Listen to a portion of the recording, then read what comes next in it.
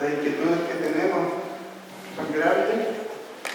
Nos acompañan también Gustavo Pastel, que es el presidente del equipo directivo del CEPAMA. O sea que no tenemos presidencia, acá tenemos equipo. Y también está Mateo, que es del equipo directivo del Centro de Estudiantes.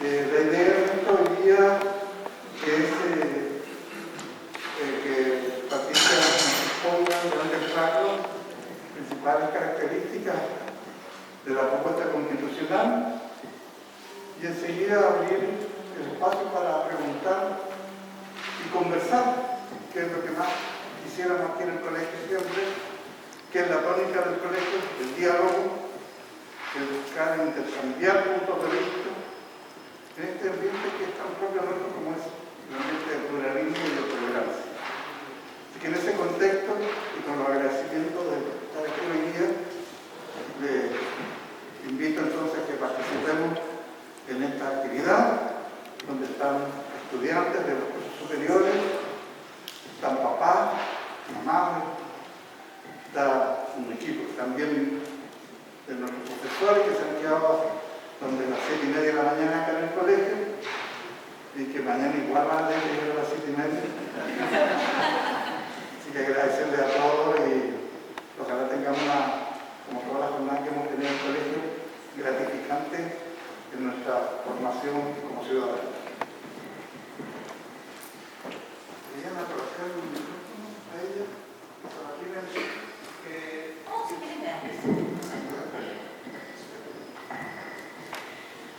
Hola, muy buenas tardes a todos y todas. Primero agradecer a Manuel y al colegio, al centro padre, al centro alumno por esta invitación. Feliz de estar aquí con ustedes. Y la verdad es que debemos darles bien cortito al comienzo, porque después de un año de trabajo en la convención, sin parar, de lunes a domingo, muchas noches de trasnoche. La verdad es que son tantos los temas, las emociones, las vivencias, las experiencias, que estoy un poco así como que me aprietan un botón y puedo empezar a hablarles durante varias horas sobre todo lo que ha ocurrido en estos últimos 2 años de mi vida. Así que trataré de ser breve. Y lo que más me interesa es escuchar las inquietudes de ustedes. Porque a veces uno se va por un lado que a uno le interesa, pero a ustedes les inquieta otra cosa. Así que esa es mi idea.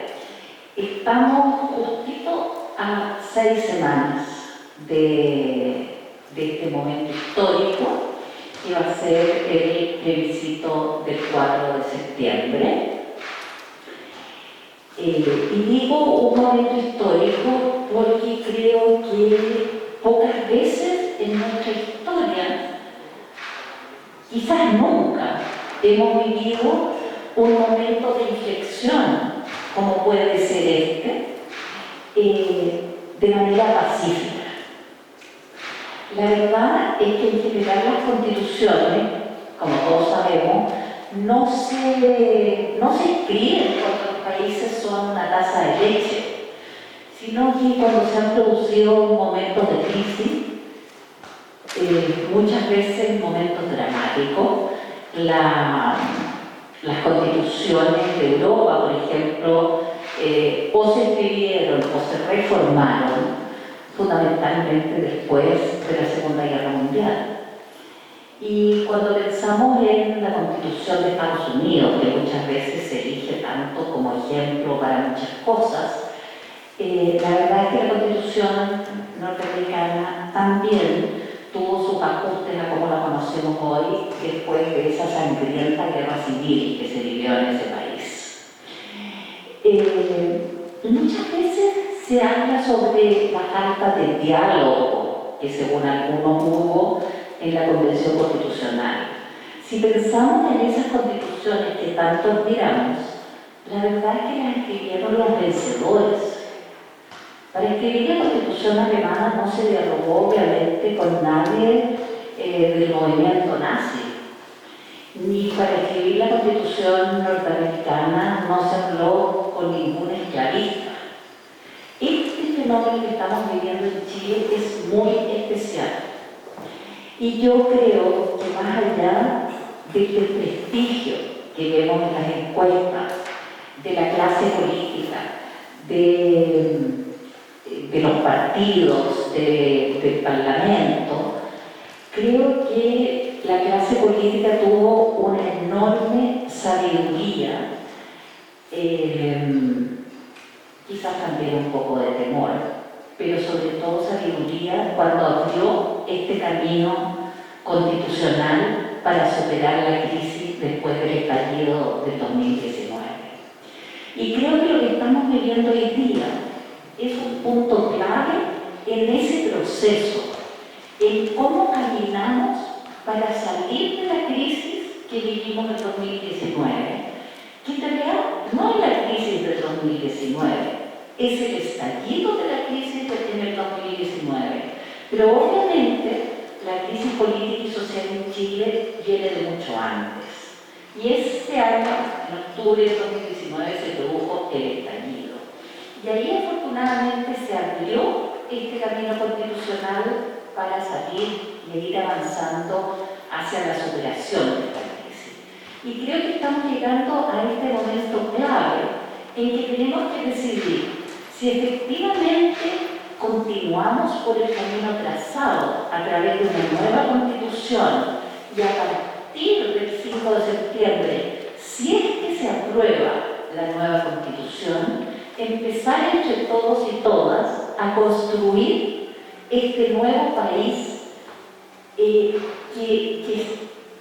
la Constitución marca el rumbo, pero la Constitución no baja a las leyes, a las políticas públicas, a las políticas locales, en fin. Eso tendremos que hacerlo democráticamente entre todas y todas a partir de la aprobación de esta Constitución. Si no gana la prueba, la verdad es que me parece que es muy importante porque en la clase política hay mucha discusión hoy día sobre aprobar para reformar, sobre rechazar para reformar.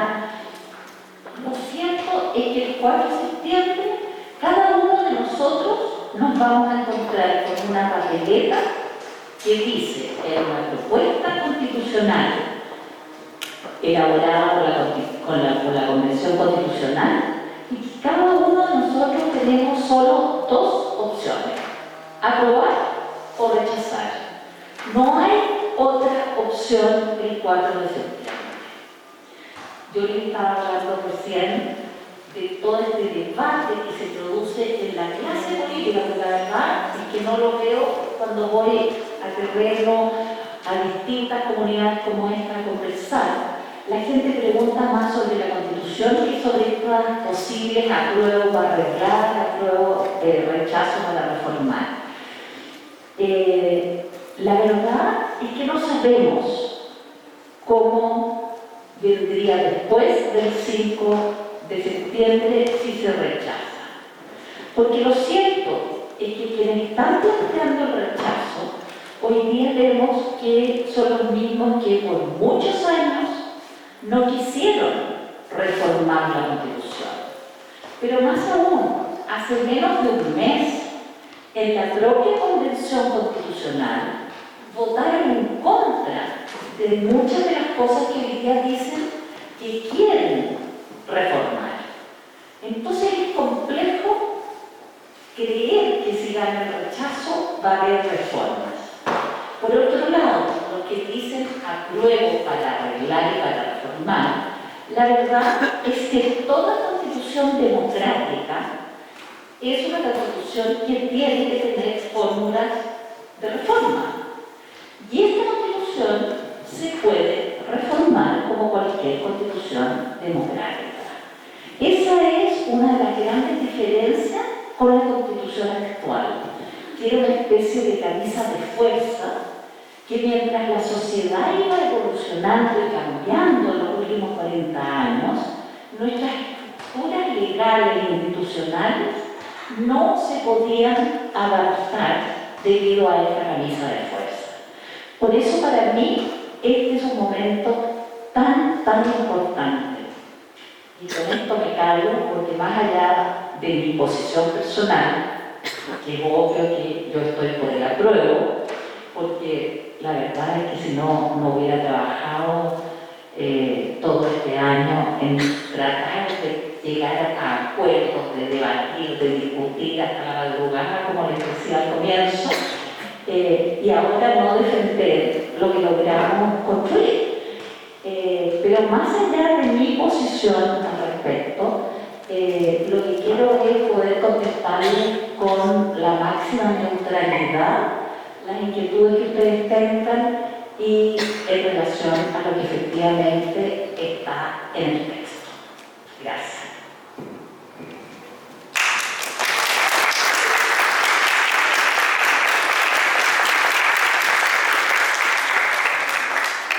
Bien, ofrecemos entonces la palabra para las preguntas. Está Luis ahí con un micrófono para que tenga la manito y Luis puede ir rápidamente entonces.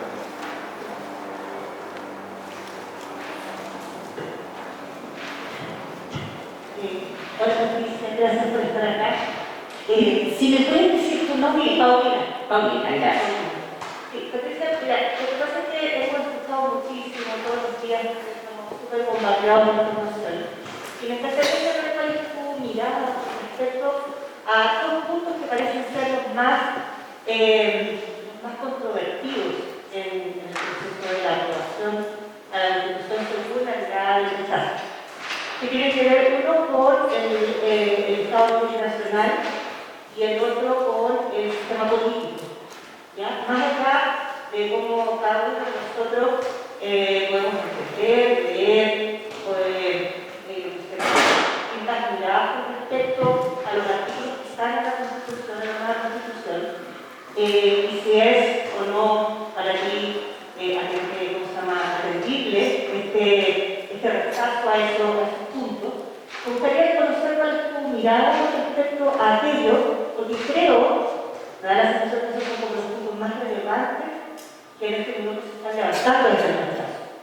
Yo también estoy por aprobar la Constitución, pero de todas maneras es cierto que es importante aclarar esos puntos que han sido tan controvertidos en los últimos días y que se han mencionado tanto, sobre todo en los programas radiales que yo escucho normalmente.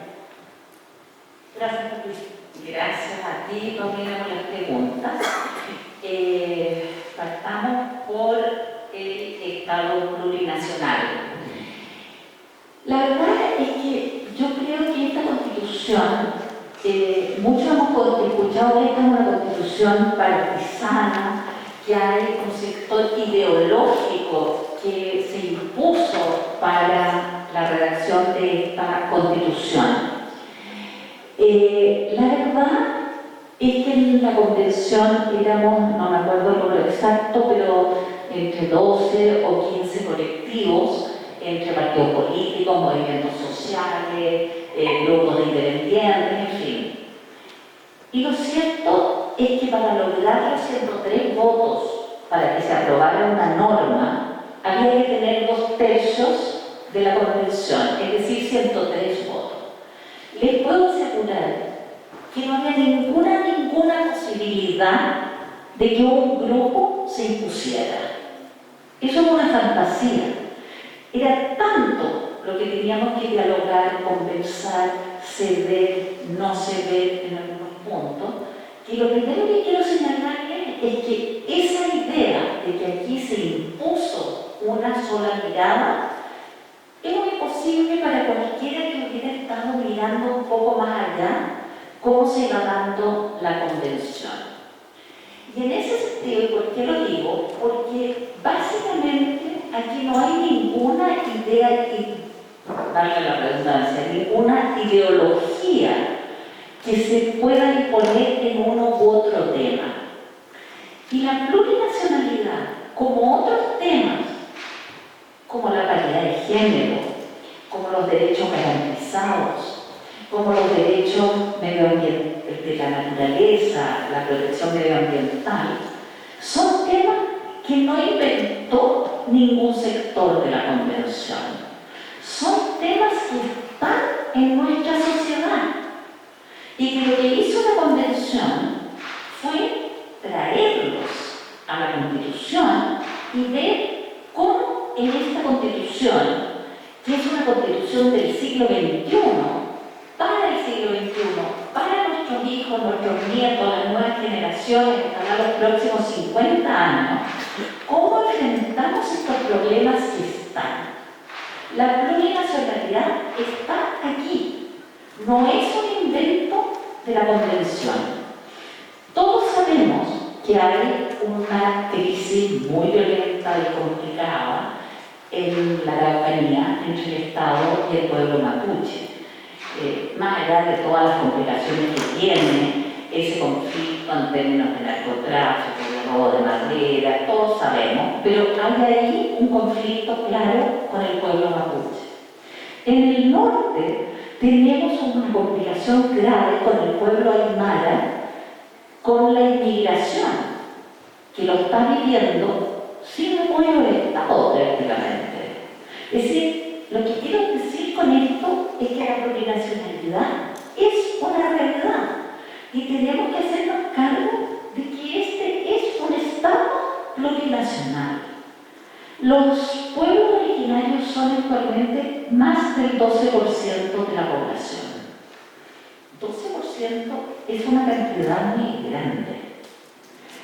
Creo que los representantes de los pueblos originarios que estuvieron en la Convención, a quienes tengo el máximo respeto, porque aprendí mucho de ellos, de su cultura, de su manera de mirar el mundo, de su cosmología, y también de la enorme preparación que tienen en la mayoría de los temas. Yo creo que nuestro menosprecio hacia los pueblos originarios y hacia muchas otras minorías en el país es algo que como sociedad no solo es negativo, sino que a mi juicio nos empobrece y nos enferma en términos sociales. Y creo que los representantes del pueblo originario que estuvieron en la Convención, me consta que muchos de ellos tuvieron duras discusiones con sus propias comunidades. No era fácil para ellos estar en esta instancia. Y ellos lo hicieron convencidos de que sus problemas se pueden solucionar institucionalmente. Y eso es algo que por lo menos nosotros valoramos mucho. Ellos eligieron este camino después de 200 años de haber sido ignorados y segregados. Eligieron este camino institucional para incorporarse al Estado de Chile. Entonces me parece que desde esa perspectiva, ignorar la plurinacionalidad no tiene mucho sentido. Dentro de eso, y toco el tiro al punto porque sé que para muchos es una inquietud, es su sistema propio de justicia. Eso también existe hoy día. Las comunidades en general hacen justicia en los temas que les afectan como comunidad dentro de su propia comunidad, con sus autoridades ancestrales. No van a los tribunales cuando hay conflictos entre ellos, en general, salvo que sean delitos mayores, por supuesto. Uno de los problemas, y esto es bueno contárselo, uno de los problemas que hubo fue precisamente dejar establecido en la Constitución que la justicia de los pueblos originarios, este sistema de justicia paralelo, solo operaba para temas que no fueran penales. ¿Por qué no se pudo poner y por qué se opusieron los pueblos originarios? Es porque uno de los mayores conflictos que ellos tienen entre ellos es el abigeado, el robo de animales. Y el robo de animales en nuestra legislación penal es un delito penal. Por lo tanto, si poníamos en la Constitución que los temas penales no podían ser parte de la justicia de los pueblos originarios, el abigeato, que es uno de los problemas mayores, quedaba fuera. Y por eso se dejó a la ley, donde probablemente la ley va a ajustar este tema. Espero haberte contestado la parte de la plurinacionalidad para ir ahora al sistema político. Lo que más se discute sobre el sistema político es el haber puesto fin al Senado. La verdad, espero que no salga ningún Twitter, pero a mí me da exactamente lo mismo cuál es el nombre que tenga cada cámara, ¿no? Después de todas las discusiones que se produjeron en la Comisión de Sistema Político, y en esto hablo con harta propiedad porque yo fui parte precisamente de esa comisión. Y ahí una vez más quiero contarles cómo era la discusión. Cuando comenzamos, había personas que querían dejar todo más o menos como estaba. Había algunos que querían bajarle un poco las atribuciones al presidente. Había otros que querían un sistema semipresidencial. Y había otros, como yo, que nos gusta el sistema parlamentario.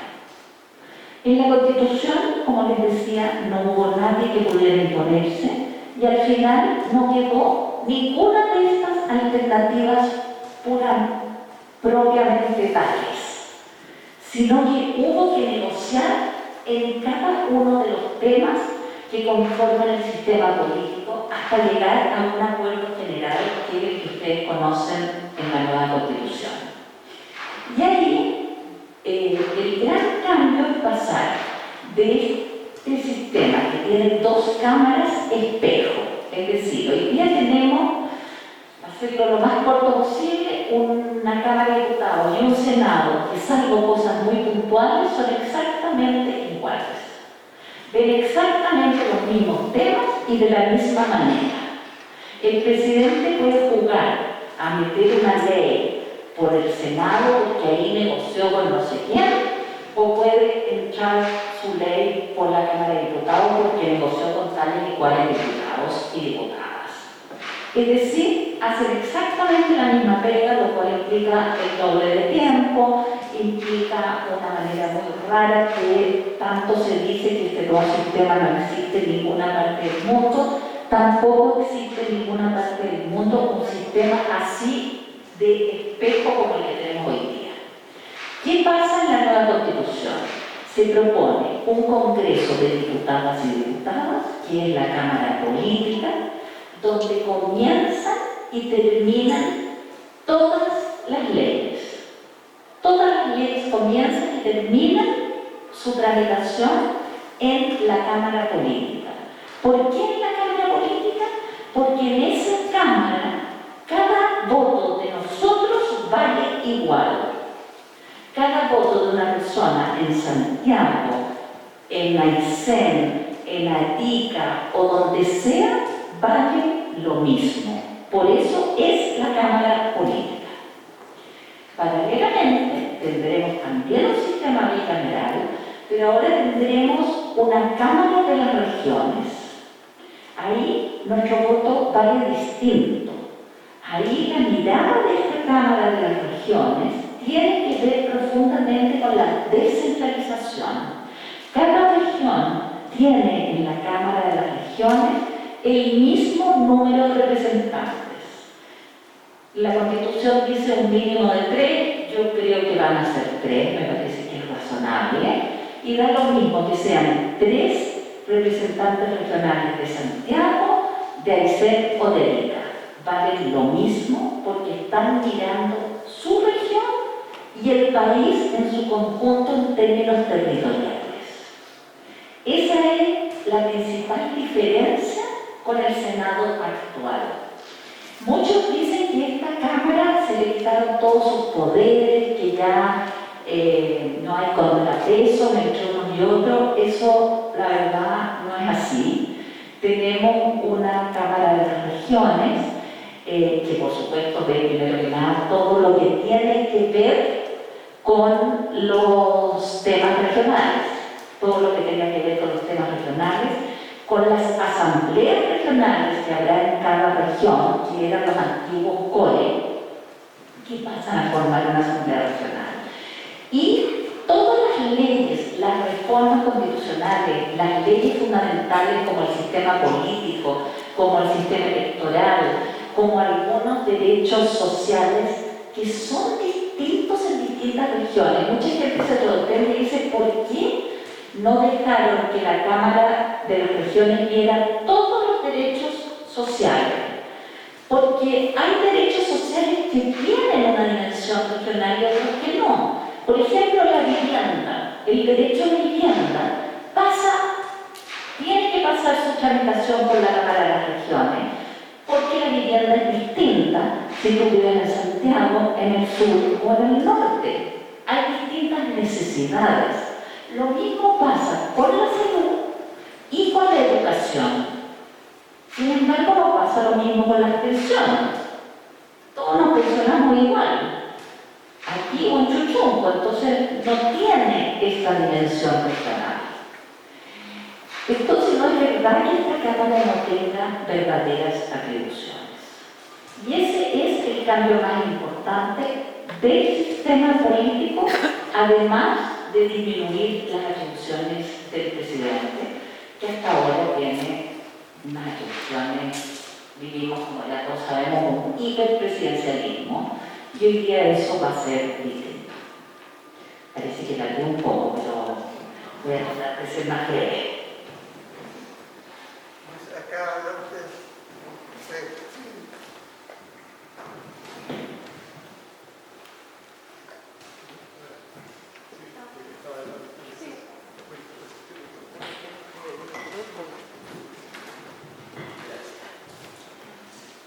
Buenas noches a la Patricia. Mi nombre es José Cabrera. Quiero enfatizar en una respuesta que usted recibió anteriormente sobre el quórum necesario para todos los artículos que hemos tenido de 2/3.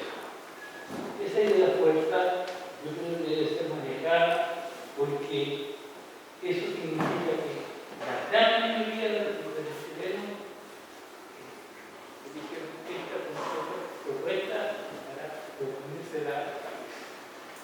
Gracias. Gracias, José, por ese comentario. La verdad es que no solo cumplimos con algo que muchos creían que no íbamos a poder cumplir, que era el plazo que nos habían dado. Segundo, cumplimos con este quórum que se fijó de alguna manera para entorpecer la aprobación de los artículos. No solo logramos los 2/3, sino que quiero contarles que el promedio de aprobación de las normas de la nueva Constitución fue de 115 votos y no 103, es decir, de un 75%, lo cual es mucho más que los 66% de los 2/3. Así que eso muestra el esfuerzo que se hizo para llegar a acuerdos. Hola, Patricia. Igor. Una pregunta. ¿Tu nombre? Igor. Igor, gracias. El texto final, no de la consistencia del estudiante, pero el texto final, ¿qué aspectos a ti no te dejan completamente conforme? ¿O crees tú que son efectivos o que pueden dar para más debate en los años que vienen? ¿Cuál es el aspecto que tú dices, mira, aquí nos falta un poco, pues que no, a mí por lo menos no me satisface como quedó finalmente expresado? A ver, mira, lo que menos me gusta, Igor, de la Constitución es el maximalismo. Nos representaban las manifestaciones que había, nos representaban todo lo que entendimos que había que cambiar. Y el acto final fue de una elegancia y sobriedad ciudadana. Todo formadito, todo impecable, todo plegado. con una interpretación emotiva de la canción nacional por el tío Valentín. Entonces, eso es un ejemplo de cómo avanzó y por qué se merece que esta constitución sea aprobada.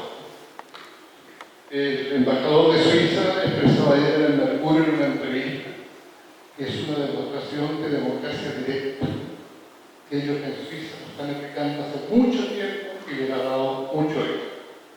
No significa disconformidad en todo, pero sí una participación popular que hace más eficiente la función del Estado y que hace más eficiente la forma de vivir, con más alegría y con menos violencia. Pero yo quisiera preguntarle en esta casa, ¿qué significa que Chile vaya a ser un Estado laico definido constitucionalmente? ¿De qué va a afectar eso? Las actividades, las diversas actividades del Estado.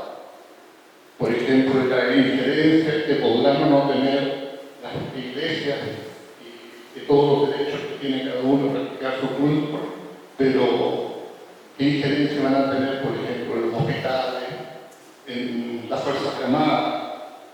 Se van a mantener los capellanes de las diversas iglesias, en fin, ¿qué es el efecto laico en esta nueva constitución? Gracias.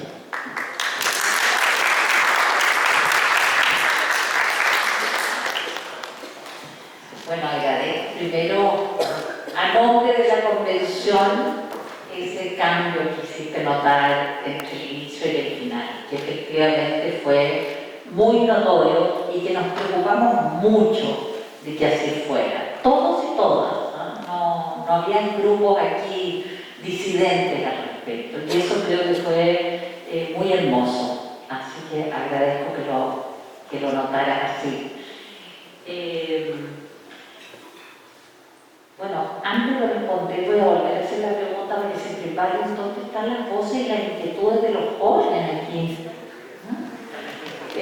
Para que se preparen por alguna pregunta, porque la verdad es que la Constitución establece el voto obligatorio a partir de los 18 años, pero después, una vez aprobada la nueva Constitución, establece el voto voluntario a quienes tengan 16 y 17 años.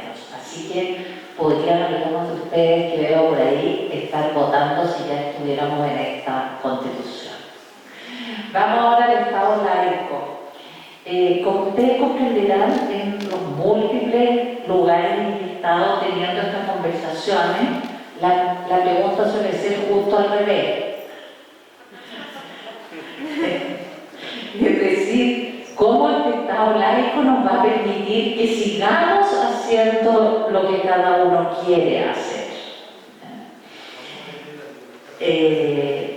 El artículo 9 establece en la nueva Constitución el Estado es laico. Como todos sabemos, hace ya muchos años que la Iglesia y el Estado se separaron, pero no basta con separarnos en el papel, sino que hay que ir transformando nuestra cultura. Y aquí se dio, yo creo, un paso adelante cuando se establece que el Estado es laico y dice que en Chile se respeta y garantiza la libertad de religión y de creencias espirituales.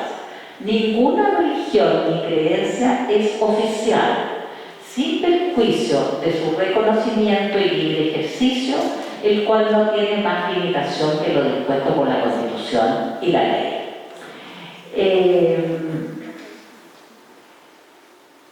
Quiero leerles además algo que es súper importante sobre el Estado laico y que tiene que ver con la educación pública. El artículo 36, inciso 7, señala que la educación pública constituye el eje estratégico del Sistema Nacional de Educación. Su ampliación y fortalecimiento es un deber primordial del Estado, para lo cual articulará, gestionará y financiará un sistema de educación pública de carácter laico y gratuito, compuesto por establecimientos e instituciones estatales estatales de todos los niveles y modalidades educativas. ¿Por qué les leo también este artículo? Porque yo creo que la educación es indispensable para el tipo de sociedad que vamos construyendo.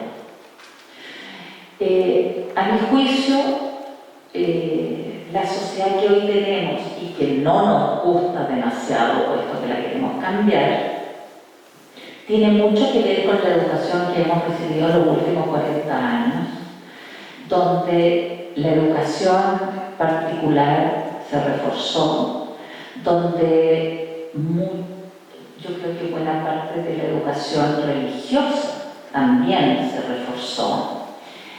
Y ese es el resultado de la educación de los últimos 40 años, en definitiva, es la que nos ha llevado a una sociedad muy individualista y muy competitiva, donde la soledad es una característica cada vez más fuerte. Y a eso nos lleva el tú puedes por tu cuenta, ráscate con tus propias uñas y sales adelante. La verdad es que los seres humanos biológicamente nos necesitamos unos a otros. Y entonces yo creo que este párrafo sobre la educación pública, recuperar y fortalecer esta educación pública, laica y gratuita, es indispensable si queremos cambiar culturalmente nuestra sociedad, si queremos pasar del individualismo a la colaboración, de la competencia a la colaboración, a la solidaridad, que nadie se vaya quedando atrás, entender que podemos llegar más lejos y ser más felices si vamos caminando juntos que si cada uno se rasca con sus propias uñas. Y en ese sentido, creo que va a ser la cultura. Esta es una constitución que plantea transformaciones progresivas y graduales, prácticamente en todos los temas. Por supuesto, también plantea apretar el acelerador en algunos temas que están establecidos en las normas transitorias. Es decir, no nos vamos a demorar 20 años más en la reforma de pensiones, ni en el sistema de seguridad social, ni en la salud, etc. En eso hay que apretar el acelerador. Pero a medida que progresivamente la Constitución se va instalando y poniendo en vigor, la cultura va a ir cambiando. Y en ese sentido, creo que se tendrá que ir imponiendo gradualmente una mayor cultura laica, sobre todo una cultura de mayor respeto al otro, sea laico, no sea laico, sea de una religión o de otra. Creo que eso es muy importante y el Estado debe velar por aquello. Mateo, ¿te llamaste? ¿Cómo? Norma, tú hablabas de los hospitales.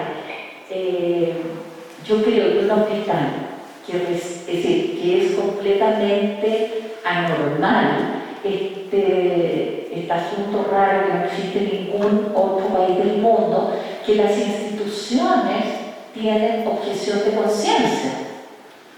En todos los países del mundo son las personas las que tienen objeción de conciencia. Entonces, en relación, por ejemplo, a alguna práctica médica, porque la verdad es que las objeciones de conciencia en el ámbito médico no son solo sobre la interrupción del embarazo. Cualquiera sea la objeción de conciencia que alguien tenga, un hospital que recibe financiamiento público no puede tener objeción de conciencia como institución y por lo tanto tendrá que tener por lo menos un cuerpo médico que sí sea capaz de asumir prestaciones que quizás no van con su ideología. Eso es lo que yo creo que tendrá que ir imponiéndose.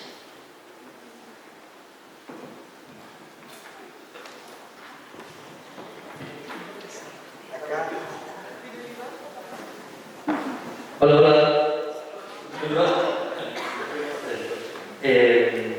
Bueno, yo quiero hacer una pregunta que en verdad tiene como dos ejemplos. Y es precisamente, bueno, usted lo mencionó al principio, cuando estaba hablando, y también cuando tengo interés aquí, porque estoy leyendo la columna que escribió el ilustrador, estoy leyendo porque precisamente de aquí saco lo que quiero. Dice, en 2019, en un acto de sabiduría y generosidad, como mencioné ya, y probablemente también temor, la dirigencia política abrió un camino institucional a la crisis, un proceso constitucional, etc.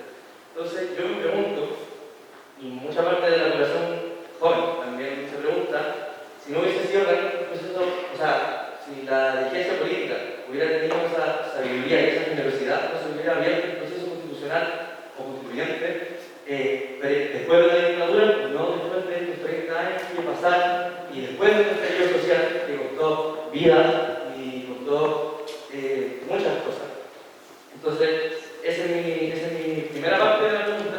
Y la segunda parte es, bueno, yo fui de las personas que estamos en la calle manifestándonos, parte de esto que apruebo, porque ya tengo más de 18, 19, yo apruebo, y me parece importante sacar esta constitución sangrienta que es del 80 como una herencia que dejó muertos, que dejó a muchas familias destruidas. Entonces me parece importantísimo aprobar en ese sentido. Pero cuando estábamos en la calle, nosotros veíamos como manifestantes que la gente salía con pancartas, con proclamas, pidiendo una asamblea constituyente y no una convención constitucional como se nos impuso, porque eso creo que tuvimos que votar en ese sentido. Entonces, quizá algunas personas pueden decir que el nombre quizás no influye, y que lo importante era el cambio de constitución, pero como digo, parte de la juventud, no pensamos de esa misma forma y pensamos que había ciertas formas diferentes de poder empezar un proceso constitucional o constituyente, mejor dicho, que tuviera más incidencia con la población civil y con la organización social que depende del país. Entonces, eso puede ser algo, eso sería. ¿Son tu nombre? Tomás. Tomás, bueno, bienvenido a los jóvenes a preguntar. Me alegra saber que además tienen derecho a voto.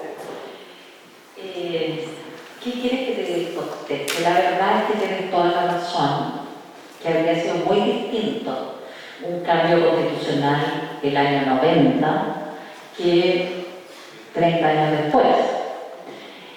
Pero al mismo tiempo hay que ver el contexto en que se dio la transición chilena. No te puedes olvidar que Pinochet dejó la moneda, pero no dejó la comandancia en jefe del ejército durante 8 años más. Es decir, era una transición pacífica y pactada. Y eso no nos podemos hacer los lesos. Yo en lo personal creo que cedimos más de la cuenta. Por ejemplo, había muchas reformas que se acordaron con la derecha, con el pinochetismo en ese momento, que se harían a partir del año 90 y que la derecha simplemente las desconoció. ¿Ya? Es decir, creo que habría sido claramente un país distinto si hubiéramos podido hacer más reformas en ese minuto. Pero hay que considerar que no se pudo. No es que no se quiso. De hecho, mi crítica política, esto no tiene nada que ver con la Constitución, pero mi crítica política no es el 90, donde no se podía. Yo creo que fue 8 o 10 años después cuando nos acomodamos en la política al sistema existente. Es ahí donde yo pongo el punto de inflexión. El año 97 para mí es un momento clave. El año 97 hubo elección parlamentaria. 7 años después del retorno a la democracia. 8 en realidad, porque era desde el comienzo del 90 y esto era a fines del 97 para el Parlamento que empezaba en el 98. En esa elección de fines del 97, la concertación gobernante perdió más de 1 millón de votos. Y ahí quizás algunos de ustedes han oído hablar, probablemente los mayores, no sé tanto los jóvenes, de los autocomplacientes y de los autoflagelantes. Esa nominación surgió en ese año. Los que insistieron en que íbamos bien y había que seguir por ese camino, y los que dijeron, oye, algo anda mal si se pierde en una elección más de 1 millón de votos. Eso eran los autoflagelantes, y los autoflagelantes perdieron esa pelea política. Y yo creo que de ahí en adelante nuestro país empieza a complicarse en términos políticos y sociales. Y eso respecto a la sabiduría que tuvimos ahora y no tuvimos antes. Hay veces que se puede ser sabio, hay veces que no. Y hay veces también, y tal como lo pongo en el artículo que tú leías, la sabiduría va acompañada de un me caigo al precipicio o mejor me pongo sabio, que fue lo que pasó el 2019 a mi juicio. Segundo, el tema de la calle. La verdad es que yo estoy de acuerdo con los que dicen que entre asamblea y convención constitucional a mí no me importa mucho. Creo además que sí hubo una gran participación de los movimientos sociales. Yo lamento, mira, aquí hay otro tema, ya no me acuerdo quién me preguntó qué era lo que no me gustaba de la Constitución. Si hay algo que me dejó descontenta en la Constitución fue no haberle dado un espacio en la decisión política a los movimientos sociales y los independientes. Y te explico por qué, porque hace poquito dije que para mí los partidos políticos eran fundamentales y sigo creyendo que son fundamentales, pero los partidos políticos hoy día viven una crisis muy profunda y los partidos políticos tuvieron un rol muy clave en el siglo XIX y XX. Sin embargo, en este siglo XXI, yo no sé si van los partidos políticos a poder recuperar su rol y su fuerza en el juego democrático. ¿Ves con las campanas?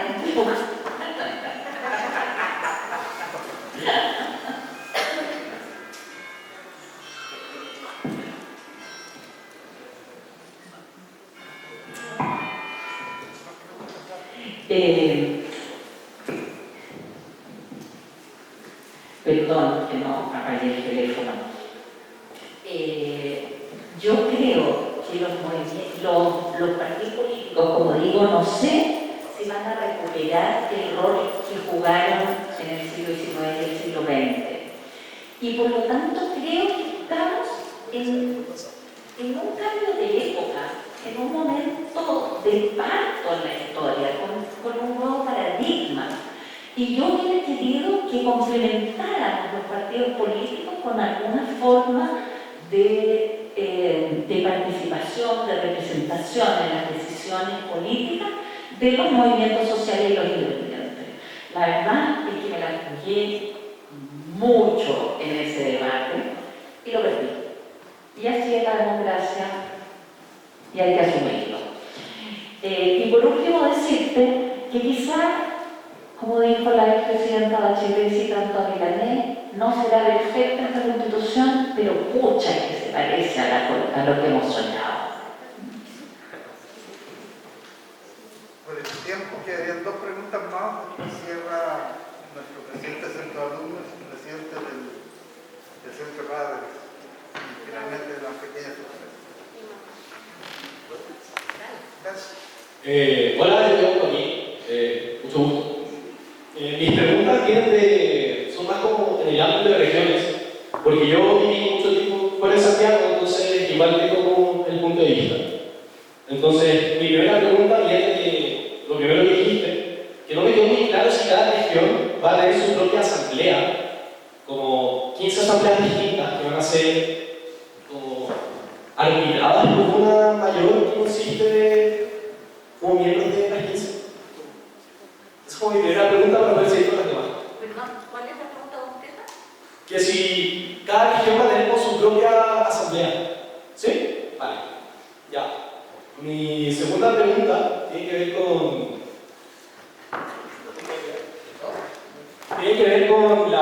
constitución misma, que si el gobierno regional va a poder ceder los poderes a las comunidades, o sea, perdón, a las comunas autónomas, ¿cómo se va a hacer eso? ¿Cómo va a ser el proceso de ceder el poder del gobierno central, me imagino, al gobierno regional, a la comuna? Gracias, Joaquín. Muy buenas tus preguntas. La regionalización es efectivamente una demanda de hace muchos, muchos años. Y yo quiero decir que durante muchos años escuché que no se podían dar más atribuciones ni más recursos a las regiones porque no había suficiente capital humano para manejarlo, que no había suficientes profesionales adecuados para manejar esas atribuciones y esos recursos. Y la verdad es que esta experiencia como candidata primero y como constituyente después me ha demostrado que eso es completamente falso. En todas las regiones hay un capital humano que estamos desperdiciando gigantesco. Hay profesionales en todas las áreas. Hay muchos jóvenes que se quieren estudiar al extranjero y han vuelto a sus regiones y no tienen dónde trabajar porque sus regiones no han podido desarrollarse. El abandono de nuestras regiones es una vergüenza. Para empezar a contestar. Segundo, sí van a haber asambleas regionales en todas las regiones. Digamos, los antiguos CORES, los consejos regionales, se van a convertir en asamblea regional. ¿Ya? En la próxima elección se va a votar por asambleas regionales. Las asambleas regionales tienen una serie de atribuciones entre las cuales está fiscalizar al gobierno regional.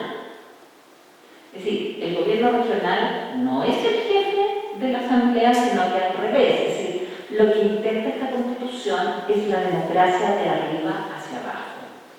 Lo importante de las asambleas regionales es que van a poder presentar proyectos de ley a través de la Cámara de las Regiones, a través de sus representantes en la Cámara de las Regiones, pero ahí van a tener que votarse en la Cámara y si se vota afirmativamente, empieza la tramitación en el Congreso de Diputados y Diputadas, como les decía al comienzo, que toda ley comienza y termina en la Cámara, en el Congreso de Diputados y Diputadas. Por lo tanto, si en una asamblea quieren promover una determinada ley, la pasan al Congreso, a la Cámara de las Regiones a través de sus representantes y de ahí, si se aprueba, comienza la tramitación de esa ley.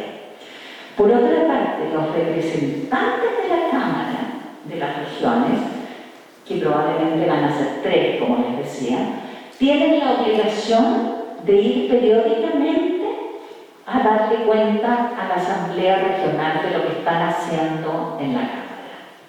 Y más allá de la periodicidad establecida, la Asamblea puede llamar a sus representantes en la Cámara y pedirle que den cuenta de los aspectos que les interesan.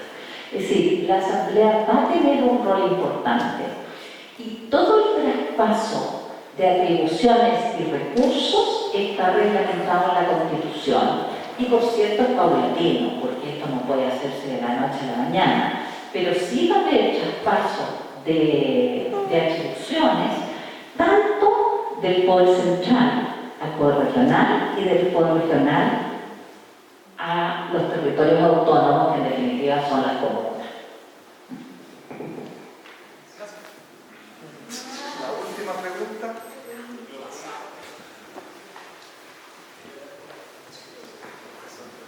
Hola, Patricia. Mi nombre es Eduardo, soy profesor de Historia del colegio y primero agradecerte por estar acá con nosotros. En mis 22 años de ciudadano, yo vivo en Santiago. Es la primera vez que tengo la oportunidad de conversar con quien elegí, lo que en una democracia representativa como la nuestra es algo bien esporádico, no siempre tenemos esta oportunidad. ¿Ya? Así que agradecerte por haberme representado en la convención. Soy yo la que tengo que agradecerte el voto, porque la verdad es quiero estar ahí. Muchas gracias también. Pero mi pregunta va por el sentido de... son muchas las cosas por las que yo personalmente como profesor de historia estoy contento con este borrador. Cuando tenemos una mirada a larga duración nos damos cuenta de lo difícil que ha sido llegar a este momento y lo importante que fue todo este proceso. Pero últimamente, algunos lo saben, me he dedicado a pelear mucho en redes sociales y quería preguntarte cómo evalúas tú el rol de los medios de comunicación en este proceso constitucional, especialmente en este último tiempo. Yo honestamente dejé de ver televisión hace un par de semanas. ¿Quedaste conforme con lo que establece el borrador en cuanto a la política de medios? Tú eres periodista también, entonces, ¿cómo te afecta a ti toda esta última semana que hemos experimentado en relación a lo que los canales de televisión difunden, al sesgo evidente que hay en muchos de ellos y fundamentalmente a los artículos que hablan sobre los medios de comunicación? Gracias. A ver, Eduardo, la verdad es que la pregunta da para otra sesión entera. Pero vamos por partes. A ver, lo primero es pensar en cómo informamos desde la Convención sobre el proceso.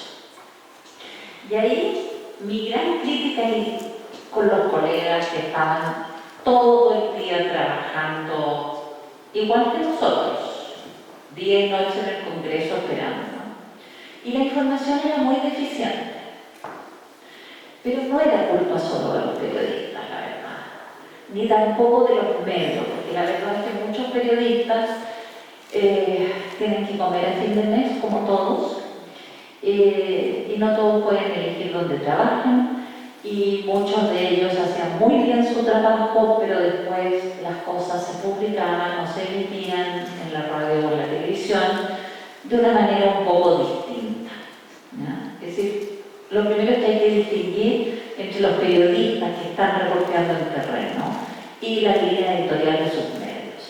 Segundo, yo en mi condición de periodista aligué mucho los primeros meses de la convención de cómo estábamos comunicando, o más bien cómo no estábamos comunicando lo que se estaba haciendo.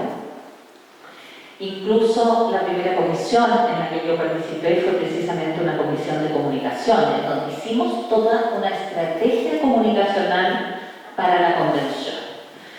Bueno, quiero decir que fuimos unas perfectas ingenuos, y ahí estaban prácticamente todos los periodistas que estuvimos en la convención, como la Beatriz Sánchez y otros. Pero la verdad es que era muy difícil comunicar el trabajo de la convención. Era difícil, por un lado, por las estridencias de algunos. Por supuesto que si yo hubiera estado trabajando como periodista y un convencional bota de la ducha, lo voy a publicar.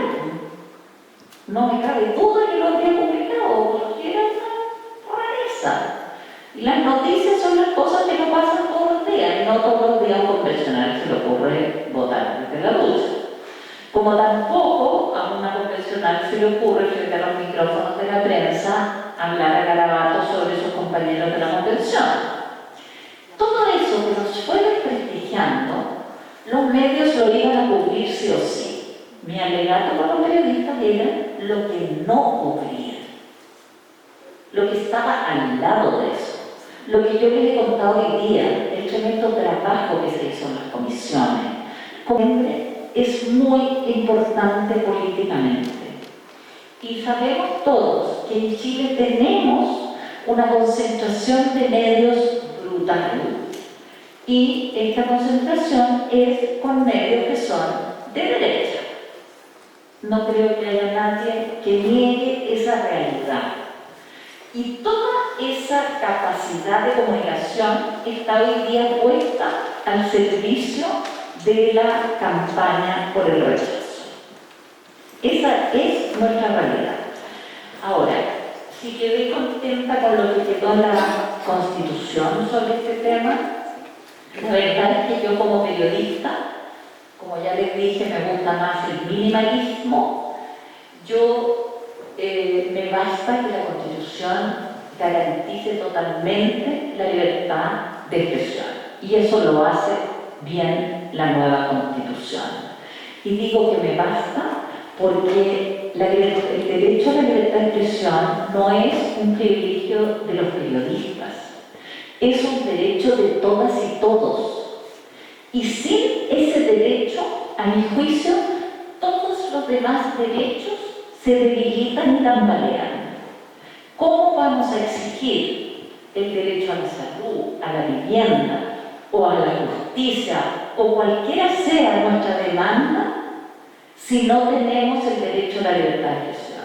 Por lo tanto, para mí, esa es lo principal y eso está asegurado.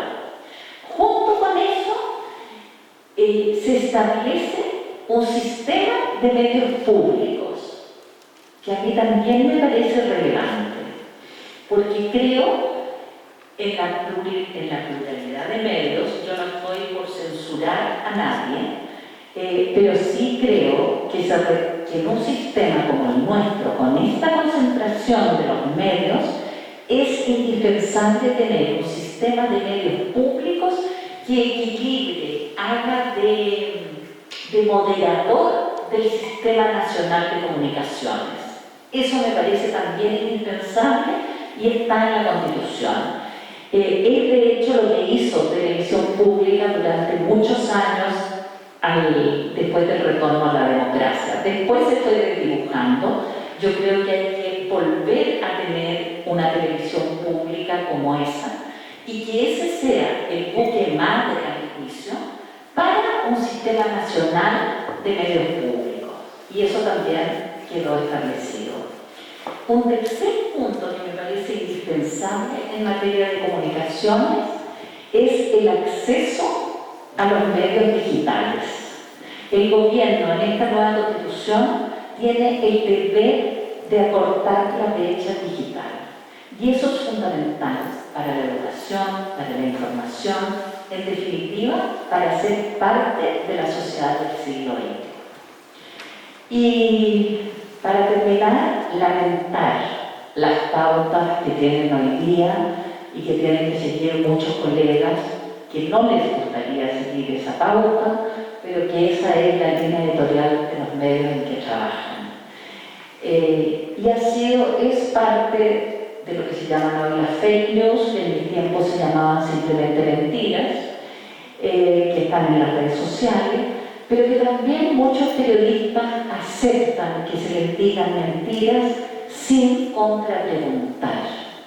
Por suerte no son todos así, hay algunos que son más senior, tienen más experiencia, pueden hacerlo, no temen perder la pena, en fin, hay una multiplicidad de realidades, como en todas las profesiones. Y yo confío en que los escándalos que se han ido provocando a la distorsión que están haciendo los medios en las últimas semanas van a ir obligando a los medios a tener una conducta, espero, un poco más profesional. No sé si más o menos te contesté. Bien.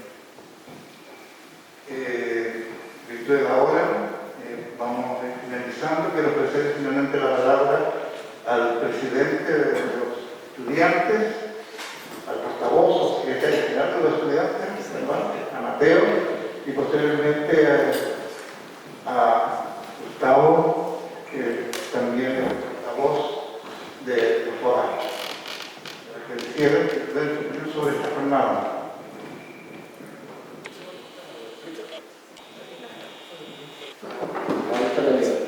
Bueno, algo más que nada agradecer su visita. Bueno, obviamente estaba en opiniones divididas, lo cual es algo bueno, no sé si lo bastante de acuerdo, lo puedo funcionar totalmente bien.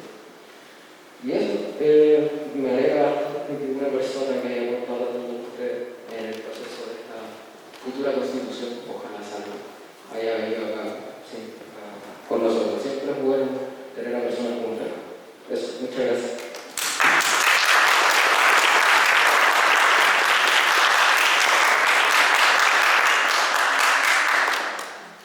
Bueno, iniciar agradeciendo su presencia hoy aquí con nosotros. Por cierto que toda herramienta nunca va a servir si no sabemos cómo funciona. Y estas instancias que tenemos aquí para poder enterarnos cuál es la propuesta de esta Constitución es del todo valiosa, sobre todo en un espacio como este, en nuestro colegio, que por cierto es una cantera valiosa en la formación de los futuros ciudadanos del futuro Chile. Entonces, estar aquí en esta instancia en la cual podamos entender, preguntar, enterarnos, ¿verdad?, de primera fuente, lo encuentro del todo valioso. Agradecer que se haya hecho el tiempo de venir a estar con nosotros después de una agenda precarísima, como nos ha comentado. Y bueno, esperar que todo esto llegue a un buen puerto y que podamos seguir proyectando nuestro país, nuestro querido Chile, hacia mejores futuros, donde todos tengamos el espacio que evidentemente estamos necesitando ahora. Así que muchísimas gracias.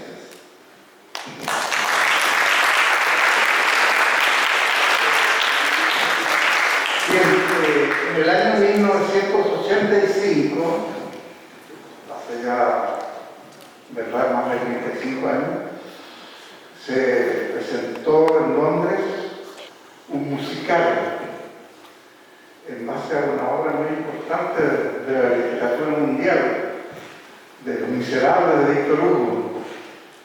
Y ahí, en ese musical del año 85, hemos seleccionado, gracias al aporte del profesor, que no sé si vino Juan Pablo, ¿no está?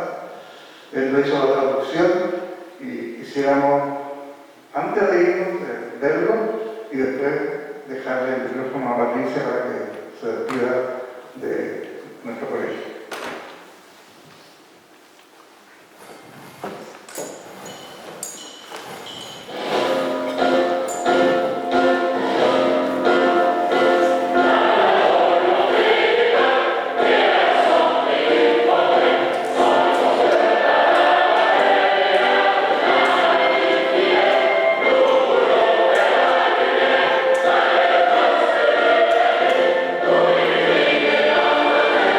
Thank you.